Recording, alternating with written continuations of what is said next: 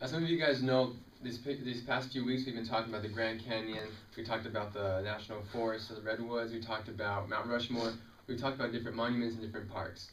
Well, last week we talked about some of those as well. We talked about the Redwood Forest, we talked about Mount Rushmore, and I mentioned a little bit about the Grand Canyon. How many of you have actually been to the Grand Canyon? Well, good. It's pretty amazing, huh? It's pretty amazing. Over the summer, I was able to go to the Grand Canyon. I was able to actually raft down the Grand Canyon. The real rapids, the real big raft. I was able to see mountain goats and deer, and I was able to feel the freezing cold water when it splashes on top of you. And before that, I was even able to take a few courses in geology.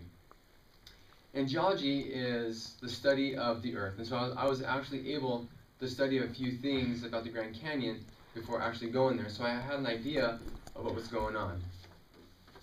But today I'm going to inform you guys a little bit more about the Grand Canyon. I'm going to talk about a few facts, how it was formed, and now what the Grand Canyon is today. The Grand Canyon became a national park in 1919. It covers around 1,904 square miles, and that's according to GrandCanyonTracks.org. It's about 18 miles wide and 1 mile deep. As you can see in this picture right here, you can see that it is very wide across and very, very deep. But how was it formed that way?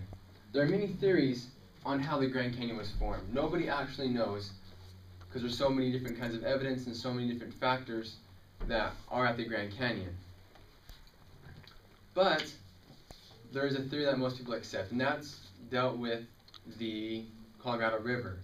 The Colorado River is the biggest river in the Grand Canyon, and the Colorado River is what cut it so deep.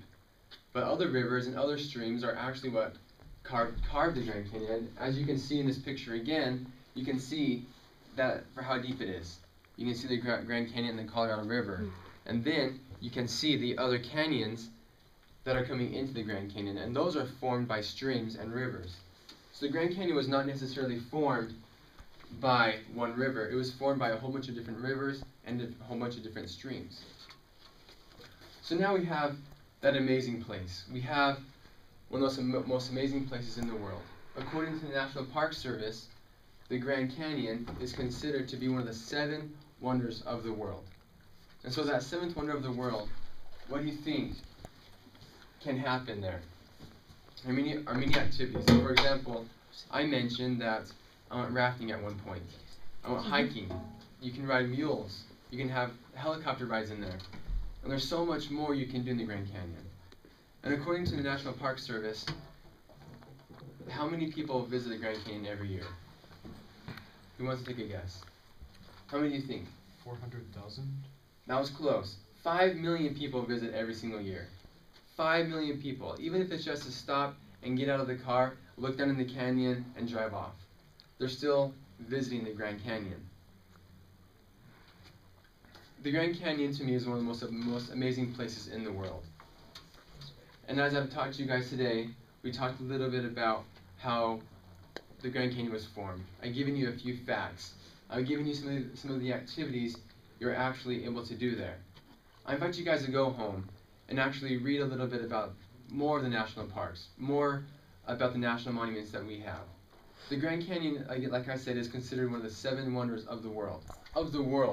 And we have that here in our own state. Imagine what else we have in our state if you just go out there and look for it. Thank you.